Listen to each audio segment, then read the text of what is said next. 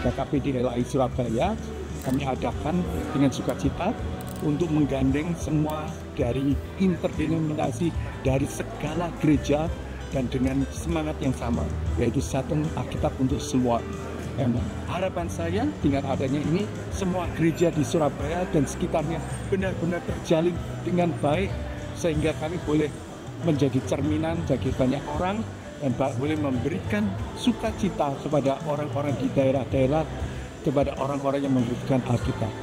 Tuhan Yesus memberkati.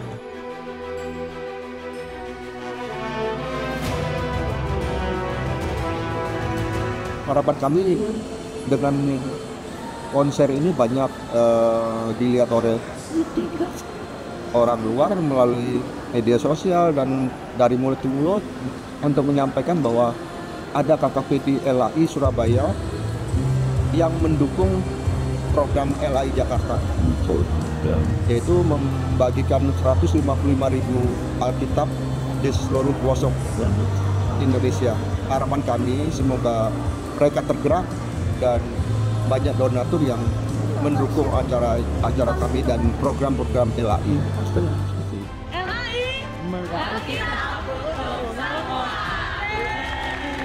Bapak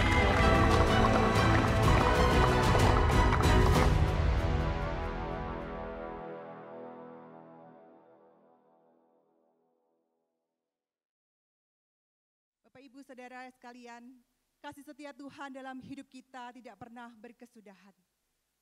Malam hari ini kita bisa berkumpul di sini. Itu adalah anugerah dan kemurahan Tuhan bagi kita.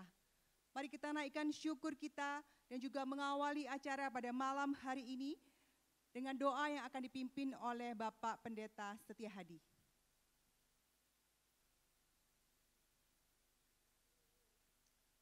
Selamat malam, salam sejahtera, saudara-saudara yang terkasih. Marilah bersama kita berdoa.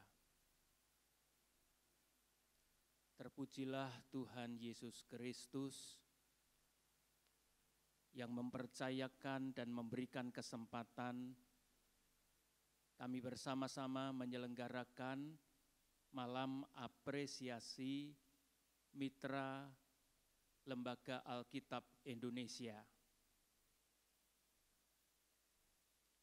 Kiranya seluruh rangkaian acara dalam kehadiran dan berkat-Mu ya Kristus mendatangkan sukacita bagi kami semua dan menjadi simponi kasih-Mu untuk negeri terkasih Indonesia dalam dan melalui penyediaan Alkitab firman-Mu yang makin tersebar, menjangkau, menuntun dan memberkati kehidupan sebanyak mungkin orang.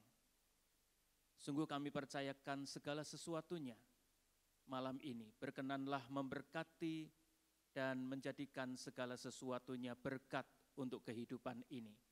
Dalam nama Tuhan Yesus Kristus, kami percayakan diri kami dan semua rangkaian acara. Terpujilah Tuhan, diberkatilah kami semua.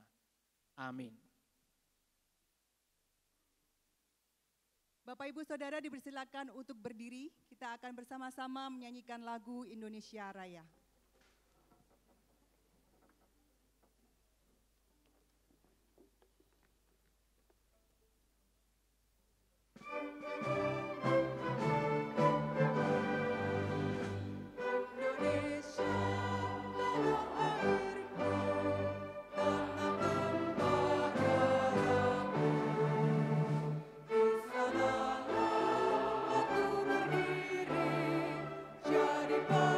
Jadi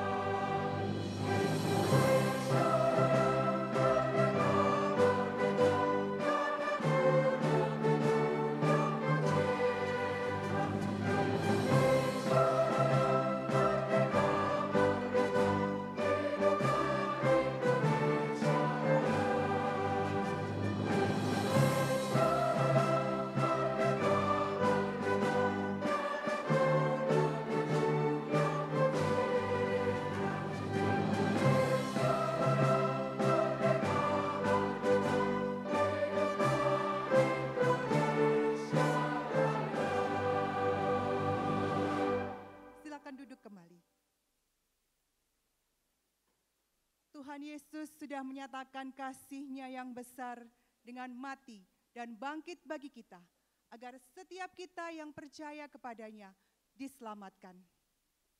Kiranya hidup kita seluruhnya boleh menjadi persembahan yang hidup dan menyenangkan Tuhan. Segala kemuliaan hanya bagi Allah.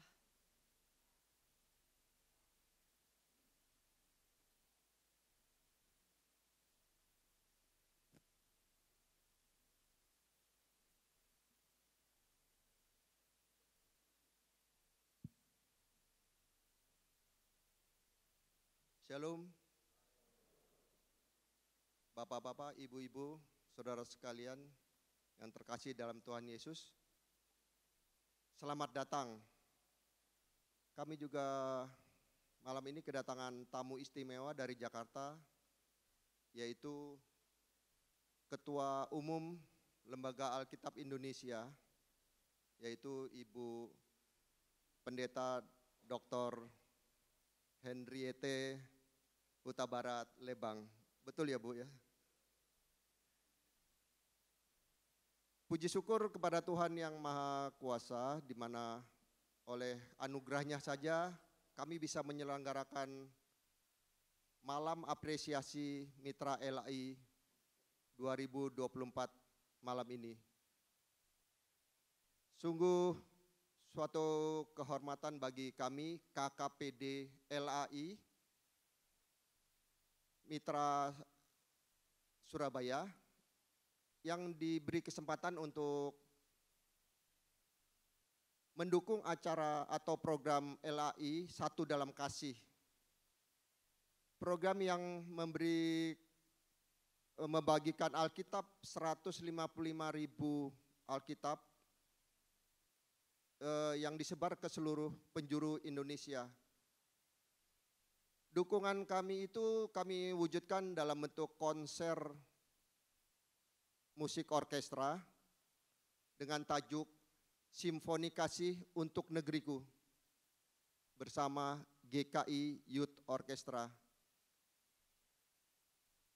Mungkin Bapak Ibu ada yang belum tahu GKI Youth Orchestra itu apa? GKI Youth Orchestra adalah kumpulan anak-anak muda yang punya talenta musik profesional yang berasal dari GKI di Surabaya. Acara ini juga sebenarnya bentuk apresiasi kami kepada mitra setia LAI yang selama ini sudah mendukung program-program LAI. Semoga dengan acara ini hubungan yang sudah terjalin makin kuat dan berkelanjutan. Bapak-bapak, ibu-ibu, dan saudara yang terkasih, acara ini tidak akan terselenggara kalau tidak ada tangan-tangan kasih yang menolong kami, baik moral maupun material. Oleh sebab itu malam hari ini kami berterima kasih sekali kepada seluruh donatur yang sudah membantu kami, seluruh hadirin yang sudah membeli tiket, seluruh panitia, seluruh pengisi acara, GKI Youth Orchestra, Paduan Suara Eliata, Alusia Choir, Paduan Suara Karis, Paduan Suara Agape, Efrata Choir. Juga kami berterima kasih kepada teman-teman yang telah membantu kami, Bapak Rudi Linaya, Bapak Budi Horaminto, dan juga kepada Bapak Evangelis Joy Manik yang akan membawakan firman. Juga Bu Indah Kurnia yang mungkin dalam perjalanan. Kami mengucapkan terima kasih. Di samping itu juga kami berterima kasih kepada PPPK Petra, Ignite, 8PM Project, Lasika, Emerald Decoration. Juga kami berterima kasih kepada Pendeta Setia Hadi, Pendeta Marpaung,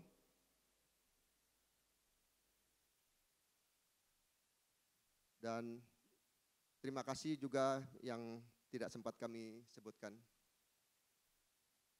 Selamat menyaksikan malam yang penuh inspirasi dan keindahan di mana Tuhan dimuliakan dan ditinggikan dalam puji-pujian.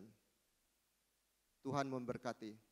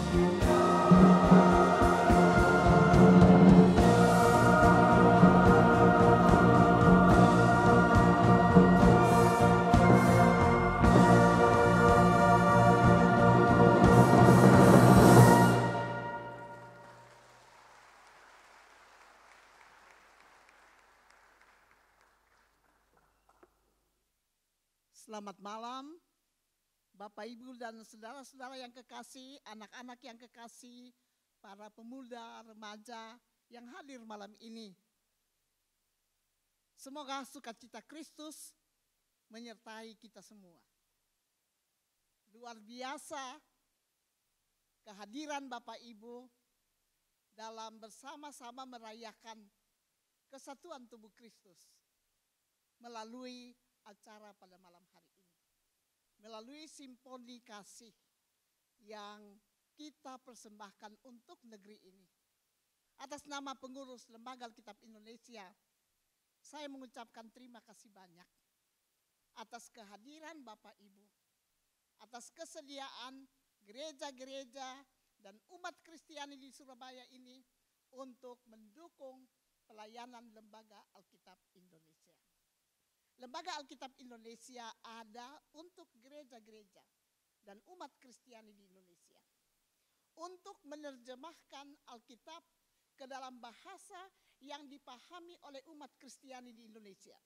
Tentu bahasa Indonesia dan bahasa-bahasa daerah di berbagai penjuru tanah air kita.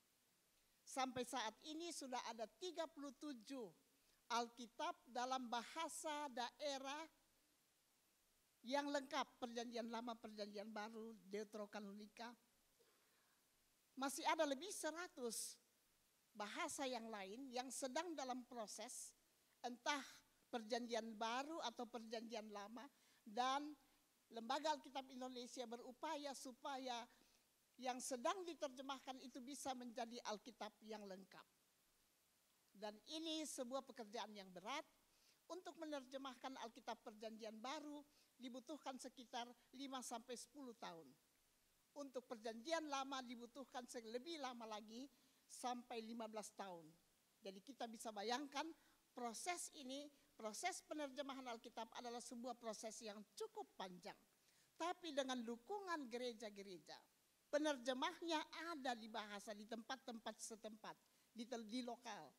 Lembaga Alkitab Indonesia, staf tenaga khusus untuk penerjemahan mendampingi proses penerjemahan yang berlangsung di berbagai tempat. Lembaga Alkitab Indonesia ada sejak tahun 1954 yang merupakan kelanjutan dari Lembaga Alkitab Belanda yang bekerja di Indonesia sampai saat itu. Beberapa tokoh Kristiani di tahun 1954 merasa pentingnya ada Lembaga Alkitab di Indonesia ini. Tokoh-tokoh seperti Dr. Simatupang, Pendeta Rumambi, Sultan Gunung Mulia, Ibu Leimena, dan beberapa banyak lagi yang mengambil prakarsa supaya ada lembaga Alkitab di Indonesia ini. Dan sejak itu, 71 tahun yang lalu, Tuhan telah menggunakan Lembaga Alkitab Indonesia untuk menjadi alat dalam tangannya, menyebarkan, menerjemahkan, menerbitkan, mencetak, dan menyebarkan Alkitab. Percetakan Lembaga Alkitab Indonesia ada di Nanggewer, di dekat Bogor. Dan ya sangat unik proses penerjemahan itu. Kalau ada kesempatan datanglah ke Nanggewer. Tapi bisa juga lewat Zoom, ya. Ada banyak sekolah-sekolah yang datang berkunjung ke Museum Lembaga Alkitab Indonesia atau ke percetakan Lembaga Alkitab Indonesia yang ada di Nanggewer. Nah, setiap tahun Lembaga Alkitab Indonesia menerjemahkan, tapi juga ya Alkitab yang umumnya kita gunakan dari tahun 74 sudah berusia 50 tahun. Itu tahun 1974 yang kita kenal dengan terjemahan baru. Sebelum itu mungkin ada dari kita yang masih ingat, terutama para senior, terjemahan Alkitab yang digunakan sebelum itu yang disebut wasiat lama, perjanjian lama namanya wasiat lama, yang sangat dipengaruhi oleh bahasa Melayu. Lalu muncul terjemahan baru tahun 74 dan sesudah hampir 50 tahun. Tahun lalu Lembaga Alkitab Indonesia bersama-sama dengan Lembaga Biblika Indonesia meluncurkan Alkitab TB2, terjemahan baru 2. Nah, ini sesudah 50 tahun bahasa mengalami perubahan. Begitu juga dengan penelitian naskah-naskah Alkitab mengalami juga perkembangan. Sehingga TB2 diterbitkan pada tahun lalu. Melalui proses yang juga sangat panjang. Kita bersyukur bahwa di Indonesia ini kita mempunyai satu Alkitab untuk semua umat Kristiani. Baik gereja Katolik maupun gereja-gereja lainnya, gereja Protestan, dan dari semua denominasi kita mempunyai satu Alkitab. Ini agak jarang di dunia bahwa semua umat Kristiani menggunakan satu Alkitab. Tentu dalam Alkitab yang digunakan oleh saudara-saudara dari gereja Katolik ada Deuterokanonika di dalamnya juga. Nah, ini sesuatu hal yang sangat kita syukuri bahwa kerjasama oikumenis di Indonesia ini juga dinyatakan dalam pengadaan Alkitab dan penyebaran Alkitab. Setiap tahun Lembaga Alkitab Indonesia menyalurkan 155.000 Alkitab atau bagian-bagiannya, terutama kepada daerah-daerah terpencil. Biasanya gereja akan meminta gereja kami, jemaat kami yang ada di tempat terpencil membutuhkan Alkitab. Dan Lembaga Alkitab Indonesia akan mempelajari keadaan itu dan mengirimkan Alkitab itu. Mungkin kita berpikir dari mana dananya? Membutuhkan dana sekitar 16 sampai 17 miliar untuk pengadaan Alkitab itu. Inilah program yang kita dukung bersama sebagai gereja-gereja di Indonesia, umat Kristiani, dan dalam program yang disebut Satu Dalam Kasih. Malam ini kalau saudara-saudara datang dengan tiket yang 100.000 itu, sebenarnya dengan membeli itu saudara menyumbangkan satu Alkitab kepada umat Kristiani barangkali di penjuru mana di tanah air kita ini.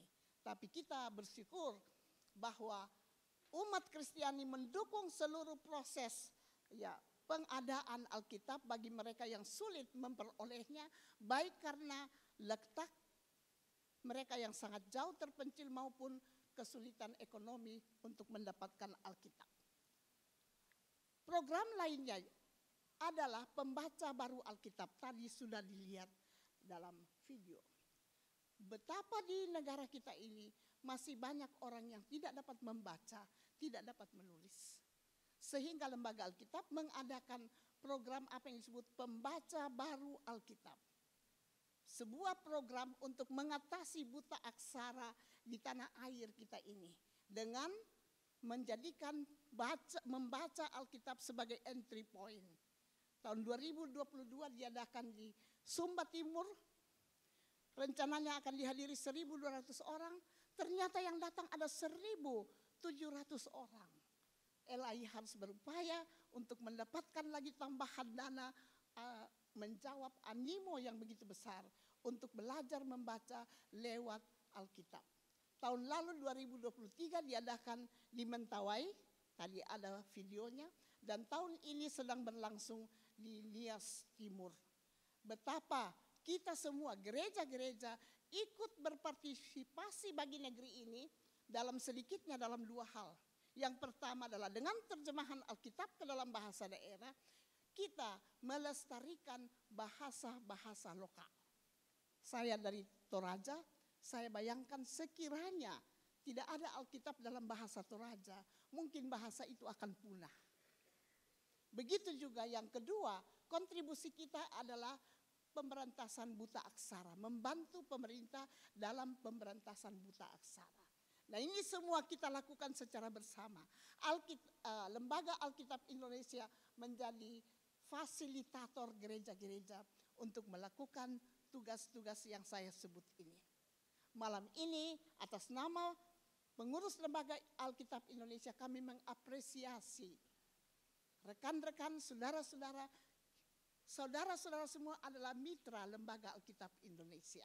Dan untuk itu kemuliaan bagi nama Tuhan atas semangat persekutuan, semangat saling tolong menolong yang kita wujud nyatakan khususnya dalam acara Simfoni Kasih untuk negeriku malam ini. Kami mengucapkan terima kasih kepada KKPD Surabaya yang menyelenggarakan, yang mengatur secara teknis seluruh acara kita malam ini. Kita tepuk tangan untuk KKPD.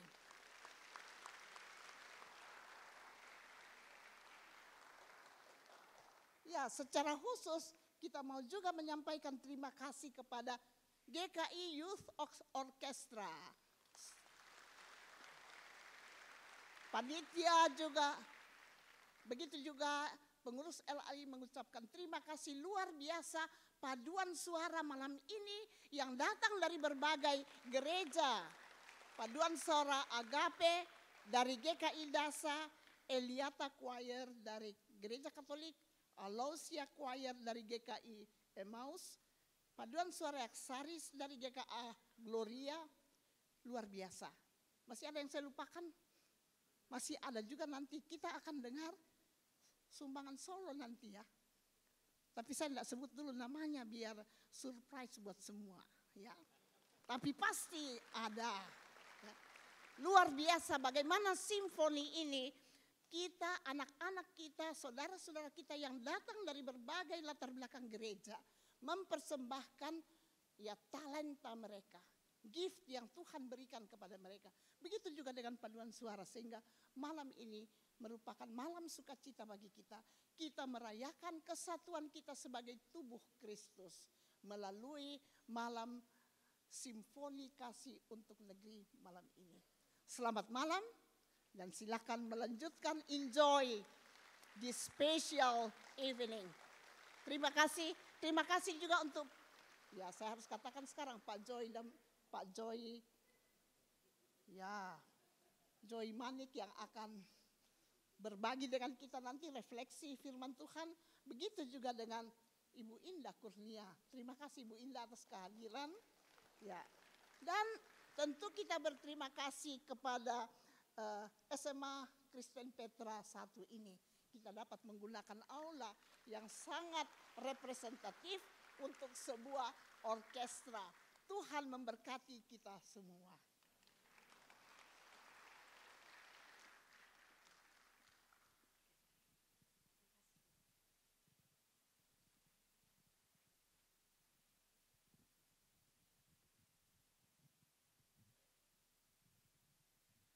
Bapak Joy Manik akan menyampaikan kebenaran firman Tuhan melalui khotbah.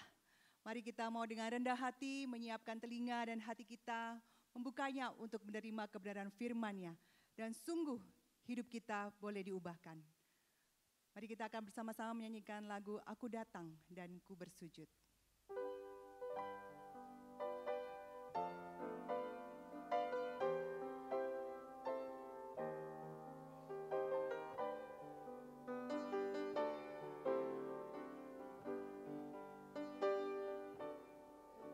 Aku datang dan ku bersujud di hadapan-Mu, ku rasakan indah hadirat-Mu.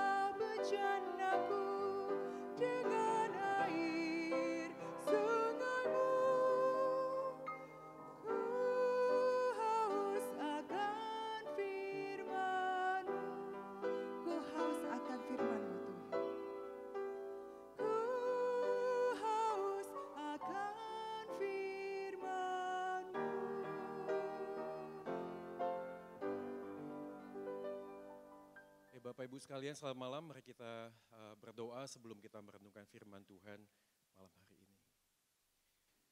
Kami menaikkan puji dan syukur kami kepada Dikau ya Tuhan. Kristus Tuhan kami yang rela meninggalkan surga yang mulia datang ke dalam dunia yang penuh dengan dosa ini. Untuk merengkuh hidup kami manusia yang penuh dengan dosa, yang penuh dengan cacat dan celah. Yang sebenarnya tidak layak di hadapan Dikau ya Tuhan. Kami selalu mencari kepentingan diri kami sendiri, kami egois, kami mencari kenyamanan diri, bahkan kami seringkali mengabaikan Engkau ya Tuhan. Kami merasa kami mampu melaksanakan dan menjalankan panggilan-Mu, bahkan hidup di dalam dunia ini dengan kekuatan kami. Maka malam hari ini Tuhan kami ingin meninggikan Injil Kristus Tuhan kami. Kami ingin mengingat kembali akan bagaimana kasih yang begitu ajaib yang Engkau nyatakan. Panjang, lebar, dalam dan tingginya kasih-Mu ya Tuhan, tak mampu kami menyelaminya. Begitu amat dahsyat kasih-Mu sehingga membuat kami terpesona Tuhan. Dan kami yakin bahwa Kristus datang ke dalam dunia ini bukan hanya menjanjikan sebuah kepastian akan hidup yang kekal setelah kami meninggalkan dunia ini. Tetapi Engkau juga menyatakan kasih-Mu melalui firman-Mu ya Tuhan. Supaya kami di tengah-tengah dunia yang singkat dan sementara yang kami jalani ini, kami mengerti apa yang seharusnya kami kerjakan dan apa yang harus kami berhenti kerjakan. Sehingga kami melihat Tuhan di dalam hidup kami, yang kami jalani ini kami boleh memancarkan menjadi saksi bagi Kristus. Sehingga ada banyak orang melihat hidup kami, hidup yang memancarkan akan sinar kemuliaan-Mu, sehingga ada banyak orang dengan lutut bertelut lidah mengaku bahwa Yesus adalah Tuhan dan Juru Selamat yang mengasihi kami. Maka Tuhan malam hari ini berfirman-Lah atas kami. Di tengah semua pergumulan, tekanan masalah kehidupan yang kami hadapi. Kami tetap yakin firman-Mu menguatkan, meneguhkan, bahkan menolong kami untuk menjalani hidup di tengah-tengah dunia ini. Hamba-Mu yang sangat terbatas, yang penuh dengan cacat dan celah juga. Yang tidak lebih baik dari semua orang dalam ruangan ini, mohon anugerah Tuhan yang lebih daripada cukup. Untuk boleh menopang dia menyampaikan firman-Mu. Ini doa kami Tuhan, kami yakin dan percaya Engkau hadir di sini. Walaupun kami tidak bisa melihat-Mu dengan mata jasmani, ya Allah Roh Kudus Engkau hadir di dalam hati dan pikiran kami. Terjemahkanlah firman-Mu ya Tuhan di dalam kehidupan kami. Pribadi lepas pribadi. Demi nama Yesus Tuhan kami, Tuhan dan Juru Selamat manusia. Satu-satunya kami sudah berdoa dan memohon. Amin, amin, amin. Selamat malam sekali lagi Bapak Ibu sekalian, sungguh waktu yang sangat indah buat kita. Hari ini bisa bersama-sama berkumpul di tempat ini. Saudara sekalian, nama saya Joy, belakangnya ada maniknya. Jadi begitu saya sampai di sini, langsung dikenalin, wah Huta Barat, Marpaung, Simatupang dan seterusnya gitu ya. Saya memang Joy Manik ya orang Batak ya, casingnya kan Batak ya betul ya. Tapi saya bukan tembak langsung ya, saya lahirnya di Bandung. Jadi saya minta maaf sekali ya, tidak bisa bahasa Batak ya. Mana tadi Ibu Hindriata ya, maaf ya Bu ya, saya cuma bisa tahu hora saja Bu ya. Oh sama juga. Iya, kalau ada yang dari Sunda, dari Jawa Barat, mungkin saya lebih fasih bahasa Sunda ya. Saya sudah menikah, sudah sekalian, istri saya satu saja cukup ya. Lalu saya mempunyai 3 orang anak, saya melayani di sebuah gereja GKI Pregolan Bundar, kebaktian 7:30, jam 10 dan jam 5. Tiba-tiba endorse gereja ya gitu ya. Ya kalau ada yang belum punya gereja tetap bisa datang mengunjungi gereja kami. Oke, saya juga aktif di media sosial, saudara sekalian. Linknya ada di bawah sini, yang belum follow Instagram, TikTok, dan YouTube ya. Hari ini kalau Anda follow dapat cashback. Ada amin ya. Dapat cashback. Oke, itu saja perkenalan singkat saja. Kalau ada yang mau ngobrol lebih lanjut bisa DM ya. Bisa tanya-tanya. Oke, saudara sekalian, hari ini kita akan coba merenungkan sebuah bagian firman Tuhan, yaitu simfoni kasih. Saya mengambilnya di tengah masalah dan krisis kehidupan, saudara. Kalau Anda menjalani sebuah kehidupan, rasanya nggak mungkin ya hidup kita tuh tanpa sebuah masalah, betul nggak sih? Ya. Coba Anda lihat wajah sebelah kiri kanan Anda, coba dilihat wajahnya. Apakah wajahnya penuh dengan masalah hari ini? Ya kalau Anda lihat wajah saya mungkin ya penuh dengan masalah, walaupun namanya Joy ya, tapi nggak selalu Joy gitu ya, kurang lebih ya. Ada banyak pergumulan dan masalah. Dan saya yakin simfoni kasih itu dinyatakan bukan ketika kehidupan kita tuh baik-baik saja, betul nggak sih? Simfoni kasih yang sejati itu justru dinyatakan ketika kita ada di dalam sebuah titik nadir kehidupan yang paling bawah. Keterpurukan kehidupan yang paling bawah. Kita seringkali jadi orang Kristen bisa menunjukkan wajah yang baik sudah sekalian. Tetapi hati kita mungkin penuh dengan pergumulan. Dan saudara sekalian, pada waktu Anda datang di tempat ini saya yakin Anda punya masalah. Kalau Anda tidak punya masalah, saya berdoa supaya Anda pulang dari tempat ini dapat masalah.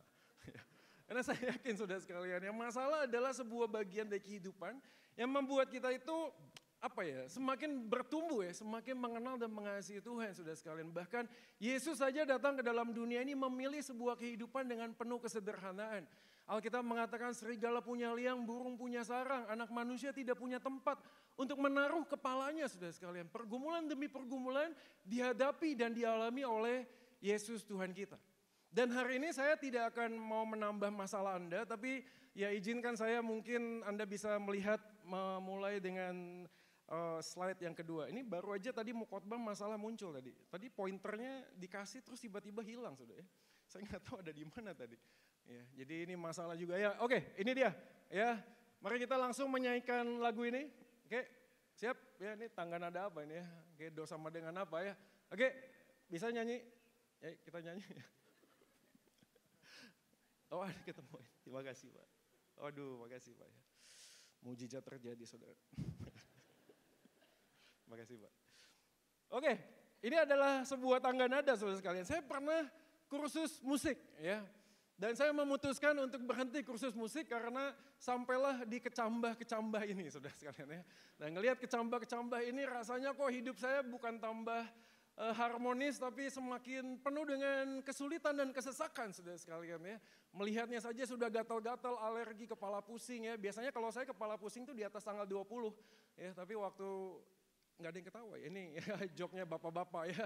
Ya udah nggak ngerti, mungkin hidup Anda baik-baik saja ya. Saya kalau di atas tanggal 20 bergumul ya, doanya semakin kuat ya. Karena udah mulai masa-masa penuh dengan iman menjalani karena lihat rekening saya semakin menipis ya sudah sekalian ya. Ini ada sebuah tangga nada kecambah. Saya yakin kalau kita orang awam suruh nyanyi ini atau memainkan ini kita pusing saudara. Ada banyak hal yang kita nggak bisa ngerti. Tapi saya yakin bagi orang yang sangat suka musik, yang belajar musik, begitu dapat kecambah seperti ini justru mereka senang saudara sekalian. Ya. Dan ini adalah seperti halnya kehidupan manusia. Kehidupan manusia kalau dilihat seperti tangga nada dan not-not ini random saudara ya. Nggak ngerti ini apaan. Ya. Ini adalah bagian yang susah sekali untuk bisa dibaca dan dimengerti. Sama seperti hidupku dan hidupmu mungkin saudara sekalian hari ini kita sulit sekali untuk mengerti dan memahami. Masalah yang satu belum kelar, masalah yang berikutnya sudah datang. Ada satu pasangan suami istri datang kepada saya, Pak Sutri Muda, lalu bertanya kepada saya. Dia bertanya, Pak Joy kenapa saya punya 2 anak, dua-duanya lahir dengan kebutuhan khusus. Dengan kebutuhan khusus.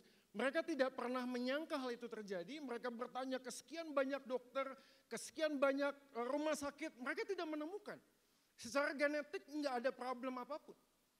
Pertanyaan yang susah sekali untuk dijawab, saudara sekali. Saya juga nggak tahu berapa banyak dari kita hari ini datang dengan pergumulan dengan anak-anak, dengan pernikahan, saudara sekalian. Ya. Pernikahan kita yang kita harapkan menjadi sebuah tempat yang penuh dengan kebahagiaan, kemudian berujung menjadi sebuah neraka dunia. Kita mengharapkan sebuah kehidupan yang lebih baik ketika kita menikah, tapi faktanya tidak jadi lebih baik. Saya nggak tahu berapa banyak dari kita hari ini punya bisnis. Rekan bisnis kita orang yang kita percaya, bahkan sudah seperti saudara. 5-10 tahun berjalan lancar, di tengah-tengah tiba-tiba dia nikung kita, saudara. Anak-anak muda hari ini yang ketemu dengan saya, usia 30-35 lalu bertanya, Kak Joy, apakah saya ini dipanggil untuk menikah atau tidak? Ada orang yang hari ini sudah punya pasangan tapi berharap pasangannya itu meminang dia, ya, melamar dia menjadi istri atau suaminya, tapi sampai dengan saat ini belum ada suara demikian. Ada banyak pergumulan saudara sekalian yang kita hadapi, bahkan gereja pun tidak pernah lepas dari masalah. Tapi saya yakin kalau tangga nada ini seperti hidup kita yang rumit. Tapi kepada seseorang yang sangat pintar sekali memainkan alat musik, not nada yang rumit ini munculnya bukan jadi rumit tapi jadi indah. Dan saya yakin hidup kita saat ini seperti notasi nada yang tidak pernah ketemu begitu rumit. Tapi kita ketika datang kepada Tuhan, Tuhanlah sang pelukis kehidupan yang mampu memainkan sebuah tangga nada kehidupan yang mungkin buat kita nggak ngerti. Tapi di tangan Tuhan menjadi sebuah harmoni, simfoni yang indah bagi Tuhan. So sekali inilah perjalanan hidup orang Kristen. Hari ini kita percaya bahwa sebuah simfoni yang indah bisa muncul justru di tengah-tengah masalah yang kita hadapi. Maka saya yakin bagian ini membuat kita sadar bahwa ada hal yang kita bisa pahami. Ini ke mana ya? Maaf, ke sini ya? Ke sini. Oke, ini dia. Semua orang menghadapi masalah dalam hidup.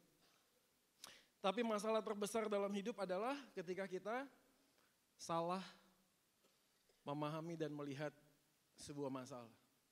Saya mengajak kita tuh beberapa detik memikirkan ulang hidup Anda hari ini. Anda datang dengan masalah apa?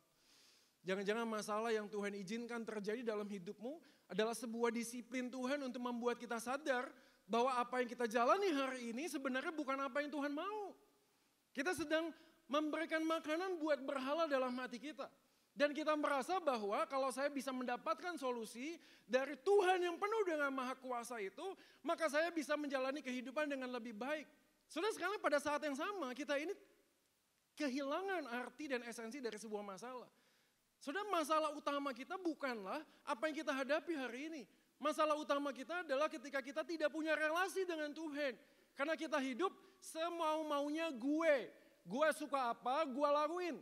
Apa yang works sama gue, apa yang gue feel good, gue akan kerjain. Maka kalau Anda masuk dalam media sosial hari-hari ini, saudara sekalian, ada banyak sekali motivator yang mengatakan just follow your heart. Seakan-akan ini baik sekali, saudara. Tapi Alkitab mencatat masalah hidup kita adalah hati. Bagaimana mungkin follow your heart kalau hati kita ini kemudian hanya memikirkan kenyamanan diri. Maka waktu Yesus datang ke dalam dunia ini, dia menyelesaikan masalah utama kita yaitu dosa. Maka kekhawatiran kita terbesar bukan berapa besarnya masalah yang kita hadapi, saudara. Bukan berapa besar masalah yang kita hadapi, tapi bersama dengan siapa kita menghadapi masalah tersebut. Maka jangan tanya apa yang terjadi di hari esok sebelum kau mengenal siapa yang pegang hari esok.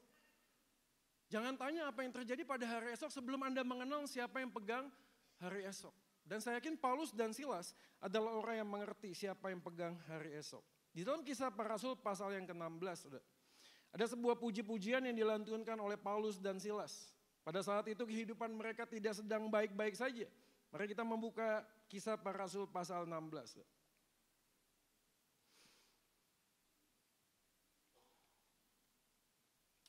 Kisah Para Rasul pasal yang ke-16 ayatnya yang ke-25.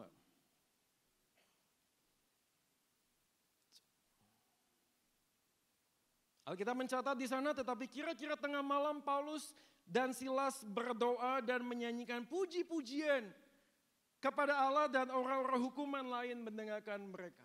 Ini bagian yang pertama yang akan kita coba pahami bersama. Kira-kira tengah malam mereka menyanyikan puji-pujian. Lembaga Alkitab Indonesia menerjemahkan kalimat ini dengan sangat baik. Karena kata puji-pujian di dalam bahasa asli, bahasa Inggrisnya kalau Anda lihat semua terjemahan adalah hymn. Ini bukan sebuah pujian yang meminta pertolongan, saudara. Ini adalah adoration. Ini sebuah bentuk pengagungan. Yang Paulus dan Silas saat itu naikkan di tengah-tengah penjara. Izinkan saya dengan singkat untuk menceritakan apa yang terjadi sampai dengan ayat 25. Paulus dan Silas sedang dalam perjalanan misi. Dan ketika itu ada wanita tenung yang kemudian mengganggu perjalanan pelayanan Paulus dan Silas. Lalu dengan singkat cerita Paulus dan Silas kemudian menengking wanita tenung ini. Lalu kemudian wanita ini kehilangan kemampuan. Pada saat yang sama Alkitab mencatat ternyata wanita ini punya bos, saudara. Punya bos. Dan Alkitab mencatat karena wanita ini tidak lagi bisa bekerja, si bosnya ini kehilangan cuan, kehilangan keuntungan. Sehingga dia merasa melihat Paulus dan Silas, wah ini orang nih yang bikin semuanya kacau, bisnis gua jadi kacau dan seterusnya. Maka mereka memfitnah Paulus dan Silas. Dan fitnahannya itu dikatakan di dalam ayat yang ke-21. Dikatakan di sana bahwa para pembesar itu kemudian mengatakan, ayat 21, mereka mengajarkan adat istiadat yang kita sebagai orang Rom tidak boleh menurutinya. Menarik sekali. Kenapa kemudian ayat ini menjadi menarik buat kita pahami? Karena Paulus itu punya dua keluarga negaraan, saudara. Dia memang orang Yahudi, tapi dia punya sertifikat orang Romawi. Seakan-akan kalau memang fitnahan itu dilakukan kepada Paulus, Paulus tuh bisa bilang begini, tunggu, gue ini orang Romawi. Kalau lu mau berdebat tentang adat istiadat, yuk kita duduk dulu bersama-sama. Diklirin dulu dong masalahnya. Kalau perlu sampai ke MK. Sampai ke MK sudah. Supaya legitimate, supaya jelas. Kalau hari ini kita bicara tentang proses persidangan, orang Roma pun punya itu, harusnya bisa dilakukan dong. Tapi kalau Anda membaca Alkitab, satu kata pun Paulus tidak membuat dirinya untuk defense himself. Dia enggak mempertahankan dirinya. Seakan-akan dia tahu bahwa konsekuensi dari panggilan memberitakan Injil adalah apa yang terjadi pada saat itu. Dan dari sini saya mendapatkan sebuah pelajaran yang sangat menarik. Apa itu? Pelajarannya adalah ketika kita sadar kita ini dipanggil untuk melayani Tuhan. Panggilan kita saat ini adalah harus memikul salib, menyangkal diri, brother. Kita ini adalah domba di tengah serigala. Kalau hidup kita itu lurus dan lempeng-lempeng aja, gua kok gak yakin jangan-jangan lu bukan domba, tapi kan kalian yang ngomong kan. Sudah kalau domba di tengah serigala itu hidupnya pasti gak nyaman dong, bener gak sih?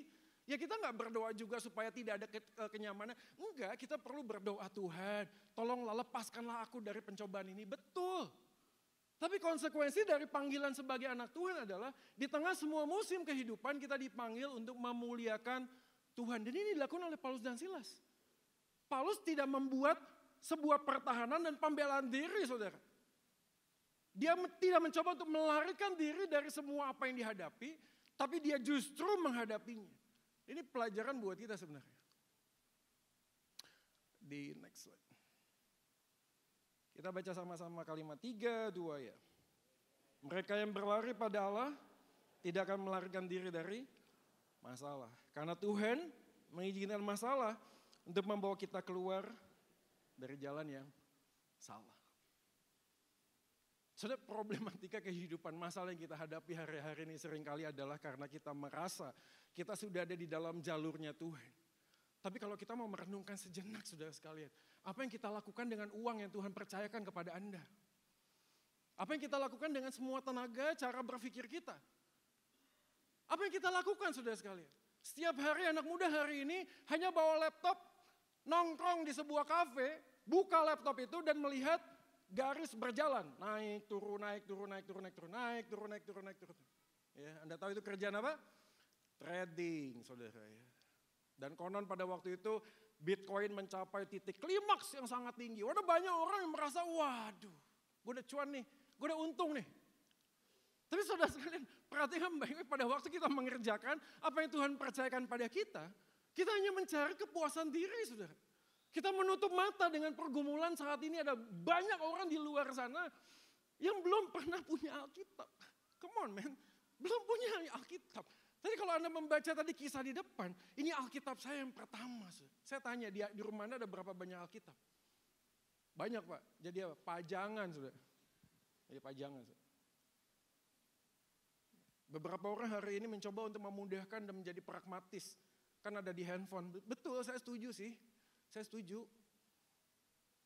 Tapi hari ini kita harus sadar dong. Coba ada anak muda, lu baca Alkitab saat teduh. Gak sampai 2 menit kan ada pop up kan. Ya, babe, udah makan belum? Kan gitu. Padahal lagi baca tuh. Ya, akulah jalan, lalu dia mengutus para murid dan rasulnya keluar. Tuh, udah makan belum? Gitu. Buyar semua tadi yang di saat teduhnya, udah gak tahu apa-apa. Tiba-tiba apa dibayar? Udah. Ya. Lalu baca lagi natsnya, gak lama kemudian keluar lagi, makan apa? Waduh. Sudah kita harus menyadari faktanya. Kalau kita mau sungguh-sungguh kenal Tuhan, mengasihi Tuhan, kalau kita hanya mengandalkan gadget, saya tahu saya juga pakai kok gadget. Saya pakai gitu loh. Tapi pada saat yang sama kita tahu ada kelemahannya. Dan bukan berarti Alkitab fisik ini tidak penting hari ini, sudah. Dan ada banyak orang di Indonesia ini khususnya, yang masih belum punya Alkitab. Dan apakah kita menutup mata untuk semua bagian ini? Dan kita hanya mengerjakan apa yang saya pikirkan? Betul nggak? Rumah 1 kurang, rumah 2. Mobil 1 kurang, mobil 2. Istri 1, cukup ya kalau istri ya.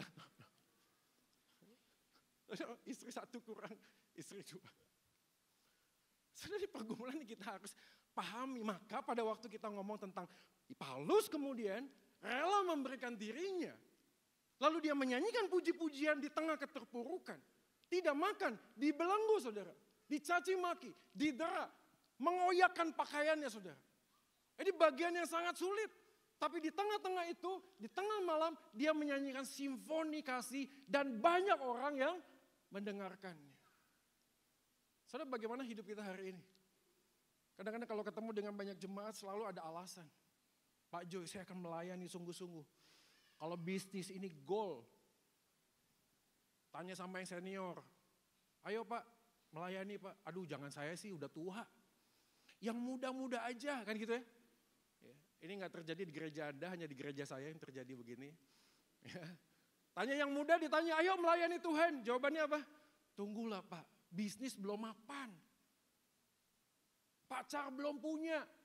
Ini belum itu. Tanya yang senior, yang muda-muda aja. Yang muda-muda ditanya, belum mapan.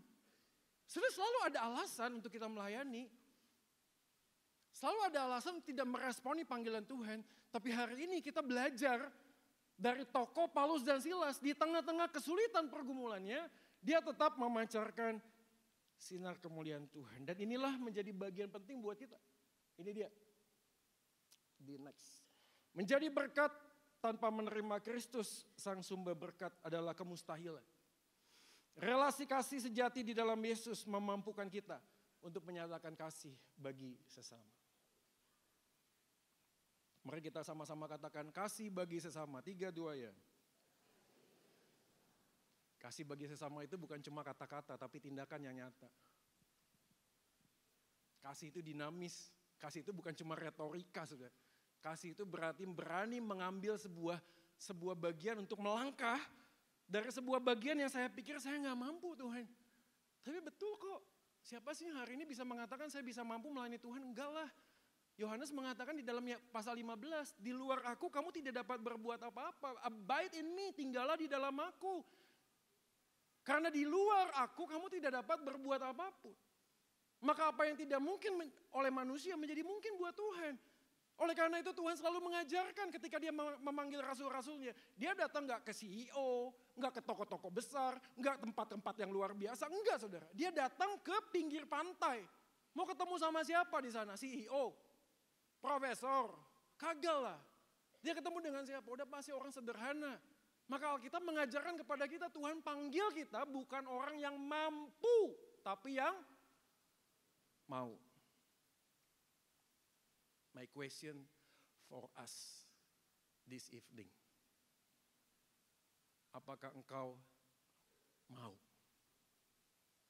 Saya tahu udah banyak pergumulan dan masalah. Tapi sekian banyak kita hidup di dalam dunia ini, masalah tidak akan pernah berhenti di dalam hidup kita. Salah melihat masalah, melahirkan masalah yang jauh lebih besar. Kalau Tuhan hari ini mengizinkan sebuah masalah yang terjadi, mari kita melihat dari point of view-nya Tuhan. Tuhan, Engkau memanggil aku di tengah-tengah semua masalah yang aku hadapi hari ini. Tapi aku yakin dan pasti bahwa hidupku punya sebuah purpose, punya sebuah tujuan yang Tuhan sudah berikan kepada saya. Sehingga sebelum saya menutup mata saya di tengah-tengah dunia ini, Tuhan, aku ingin berkontribusi di dalam pekerjaan Allah. Saudara, bagian yang kedua dari bagian ini adalah, ini dia. Injil menjadi jawaban atas semua masalah yang kita hadapi. Kalau kita membaca pasal 16, maka kita tahu kisahnya dong. Setelah mereka berdoa, lalu mujizat terjadi saudara. Pintu-pintu penjara itu terbuka, dan sebenarnya Paulus dan Silas bisa mengatakan haleluya, mujizat Tuhan itu nyata. Waduh, luar biasa. Saya bukan anti mujizat saudara, saya percaya dan yakin mujizat sampai dengan saat ini itu masih hadir. Tapi saya juga tetap yakin dan percaya bahwa pada waktu Yesus melakukan mujizat menunjukkan siapa dirinya. Saudara, mujizat itu bukan the end, bukan. It's a mean. Itu means, itu alat, itu jembatan saudara. Anda pernah jalan-jalan di Surabaya ini ada gambar di tengah jalan, gambarnya itu seperti rumah sakit. Pernah ketemu ya di pinggir jalan ya, rumah sakit ya. Ya biasanya ada petunjuk, nggak lama lagi berapa kilometer lagi, berapa meter lagi ada rumah sakit, betul? Maka ada tandanya tuh, ada pelang, petunjuk ada rumah sakit. Kalau Anda punya saudara yang sakit, lalu Anda membawa saudara Anda, lalu Anda berdiri di bawah pelang yang ada gambar rumah sakit. Kira-kira saudara Anda tertolong nggak? Enggak, saudara. Enggak. Karena itu hanya petunjuk untuk menunjukkan, no di sono rumah sakitnya no. bukan di sini, di sono. Nah mujizat sama saudara. Mujizat itu sebuah bentuk means untuk menunjukkan siapakah Mesias. Maka pada waktu kita menjalani hari-hari seperti ini, untuk mengerti dan memahami siapa Yesus, sebenarnya tidak perlu mujizat. Why? Karena Alkitab sudah lebih dari cukup untuk menunjukkan siapa Sang Mesias. Sekali lagi ya saudara, saya mau disclaimer on juga, saya bukan ngomong saya anti mujizat, no. Tapi kalau hari ini Anda punya masalah dan hanya mengejar supaya dapat mujizat, Anda salah paham dengan apa yang Tuhan mau. Maka pada waktu semuanya terbuka, mereka ketemu dengan kepala penjara Filipi. Dan kalimatnya muncul di sana. Karena kepala penjara ini ingin melukai dirinya. Karena dia tahu dia sudah gagal. Kalau nggak mati di sini, gue mati di sana. Jadi sama-sama bakal mati. Jadi kalau begitu, lebih baik aku membunuh diriku. Lagi-lagi lembaga Alkitab Indonesia menerjemahkan ini sangat baik. Karena dia katakan, Paulus bersuara dengan suara nyaring, jangan celakakan dirimu. Di dalam terjemahan bahasa Inggris dikatakan di sana stop, don't kill yourself. Membunuh dirinya sendiri. Tapi dalam bahasa aslinya sebenarnya kata di sana itu menunjukkan sesuatu hal yang bukan hanya membunuh. Kalau sesuatu yang melakukan gini ya, bunuh diri langsung set gitu ya, mati gampang. Tapi kalau dia melukai dirinya sehingga waktu yang lama sampai dia mati itu tambah sengsara, betul gak sih? Saya tanya kalau Anda mau dihukum mati lebih baik mana? Tembak langsung, dor. Atau dikasih minum racun matinya setahun. Hari demi hari tambah sakit, tambah ini. Gak enak. Maka kepala penjara Filipi ini sudah berpikir akan mencelakakan dirinya. Paulus mengatakan di sana, jangan lukai dirimu. Kita masih di sini. Saudara, Paulus dan Silas menunjukkan bahwa identitas ilahinya di dalam Kristus mendahului aktivitas rohaninya. Dia tahu panggilannya adalah bukan hanya sekedar walk out. Walaupun Paulus dan Silas tahu, ini pekerjaan Tuhan. Kalau point of view-nya adalah hanya untuk diri, ini kesempatan dong, betul gak sih? Tuhan buka jalan, Tuhan lakukan mujizat. Tapi Paulus dan Silas tahu identitasnya bukanlah untuk pergi melarikan diri, tapi untuk jiwa-jiwa yang belum mengenal Tuhan. Maka Paulus dan Silas stay. Dia diam di sana dan berbicara kepada kepala penjara Filipi. Kenapa? Karena mujizat Tuhan yang dinyatakan bukan untuk dirinya, tapi untuk orang lain. Identitasnya confirm. Dalam kitab Filipi, Paulus mengatakan, bagiku hidup adalah Kristus. Mati adalah keuntungan. Aku ditarik dalam dua pihak. Yang aku inginkan adalah bersama-sama dengan Yesus di surga sana. Tapi kalau aku masih hidup hari ini, aku ingin menghasilkan buah. Identitas ilahi, saudara. Saudara, bagaimana dengan identitas hidup kita hari-hari ini? Ada banyak orang merasa identitas saya adalah karena jabatan saya. Ya maaf, dengan segala hormat, kita harus melihat faktanya, saudara. Beberapa pemimpin gereja, majelis gereja, hamba Tuhan, dalam posisi tertentu, setelah dia berhenti dari panggilan pelayanannya, galau saudara. Galau saudara. Saya ketemu dengan satu orang om, pensiun dalam pekerjaannya. Ketika dia sudah pensiun, dia sampai ke rumah. Apa yang dia lakukan di rumah saudara? Menjadikan istri dan anaknya karyawan saudara. Anda tahu ya? Post power syndrome saudara. Dia merasa gue harus punya sesuatu untuk bisa membuat diri saya punya identitas. Maka saya pegang sesuatu sudah. Saya pegang jabatan saya pegang uang saya pegang prestasi saya pegang sesuatu. Yang saya anggap membuat diri saya berharga karena saya punya sesuatu. Dan Anda tahu apa yang terjadi? Ketika Yesus mengulurkan tangannya yang ingin memegang kita, Anda tidak bisa pegang Tuhan kan? Betul? Kenapa? Karena tangan Anda sudah menggenggam sesuatu. Dan apa yang harus Anda lakukan? You have to let go. Let go. Saudara, tidak mudah buat kita hari ini punya identitas yang jelas. Tapi kalau identitas kita bukan anak Tuhan dan murid Yesus yang sejati, maka kita sedang menggenggam sesuatu di tangan kita yang menganggap saya ini berharga karena apa yang saya punya. Tapi hari ini berita firman Tuhan mengatakan Anda berharga bukan karena apa yang Anda bisa lakukan, tapi apa yang sudah Yesus lakukan di atas kayu salib. Katakan amin, saudara. Dia sudah mati menebus dosaku dan dosamu. Aku berharga di tengah-tengah keterpurukanku. Aku berharga ketika orang lain mencemooh aku. Membandingkan aku dengan yang lain. Aku tetap berharga. Kenapa? Karena harga hidupku dinilai dari Yesus. Ada sebuah kalimat dari sebuah lagu bagusnya. Yesus, apa arti hidupku jika kau tak menebus dosaku? Liriknya kurang lebih begitu. Ini kalimat bagus sekali. Yesus, apa arti hidupku? Apa arti hidupku? Saya tahu di tengah-tengah media sosial hingar-bingar tentang Kristen progresif. Tapi saya tetap yakin orang Kristen harus progresif. Amin, saudara. Progresif apanya, saudara? Sanctification, pengudusan, karakternya. Hidup di dalam Yesus tidak stuck, tapi terus growing. Dan orang yang bisa growing adalah ketika identitas ilahinya jelas. 1 Yohanes pasal 5 memberikan sebuah gambaran yang penting. Sebab inilah kasih kepada Allah, yaitu bahwa kita menuruti perintah-perintahnya. Perintahnya itu tidak berat, sebab semua yang lahir dari Allah mengalahkan dunia. Saya kasih biru di sana, karena kata mengalahkan itu present tense.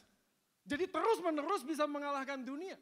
Dan inilah kemenangan yang mengalahkan dunia, katanya mengalahkan juga, tapi tensinya berbeda. Tensinya adalah aorist, lampau. Jadi seakan-akan Yohanes sedang mengatakan begini, kita punya iman yang terus menerus akan menang di tengah-tengah dunia ini. Tapi bukan aku yang menang, tapi karena Yesus yang sudah menang, lampau. Yesus sudah menang dan kemenangan itu diberikan kepada kita supaya dengan iman kepada Yesus kita mengalahkan dunia.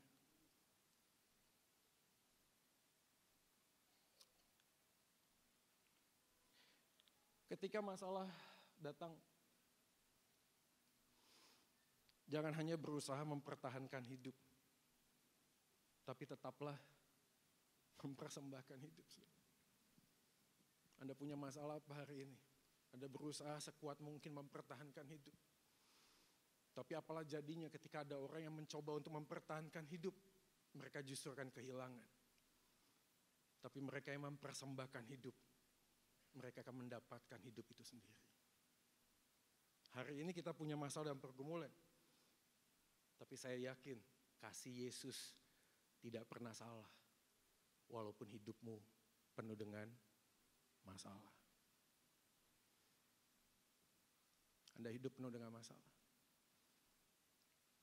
Seperti kecambah-kecambah tadi. Rasanya gimana boleh nyanyikan jadi simfoni yang indah ya. Saya beritahu saudara, bahwa hidupmu kepada Yesus dan biarlah dia memainkan notasi-notasi nada kehidupan. Yang mungkin bagimu hari ini tidak bisa menjadi sebuah lagu yang indah. Tapi di tangan dia bisa membuat hal yang rumit menjadi indah. Saya akan menutup ini dengan seorang misionari. Namanya William Borden. Saya yakin mungkin Anda sudah sering mendengar. Usianya 25 tahun, ya kurang lebih nggak jauh dari 25 tahun. William dipanggil mengenal Tuhan. Dia lahir dari keluarga yang kaya sudah. Papa mamanya punya semuanya. Ketika dia lulus kuliah, dia datang kepada papanya dan mengatakan, "Pak, William hari ini memutuskan untuk menjadi misionaris." Ini menarik ya. Lalu papanya mengatakan gak salah, udahlah melayani itu kan gak harus yang sektor rohani gitu ya dalam tanda kutip ya. Jadi bisnismen kan juga bisa melayani, meneruskan perusahaan papa juga bisa melayani dan seterusnya. Tapi William Borden merasa ini panggilan yang harus saya lakukan. Akhirnya papanya give up dan dia mengatakan oke Will, papa menyerah kalau itu panggilanmu silakan Anda melanjutkan seperti apa yang Tuhan mau. Akhirnya dipanggil ke sebuah tempat, itu di China. Untuk orang-orang yang non-Kristen di sana. Dan menariknya adalah sebelum sampai ke China, dia harus belajar ke Kairo. Belajar bahasa-bahasa yang konon pada saat itu sumbernya di sana. Dalam perjalanan pada saat itu tidak ada plane dan lain sebagainya, dia pakai kapal. Ya, di tengah-tengah lautan.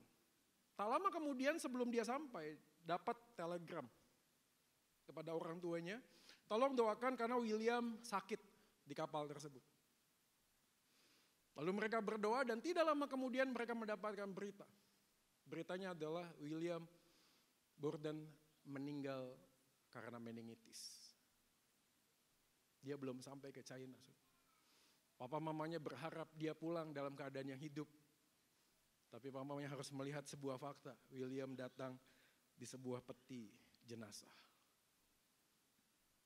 Long story short, ibadah pemakaman. Setelah selesai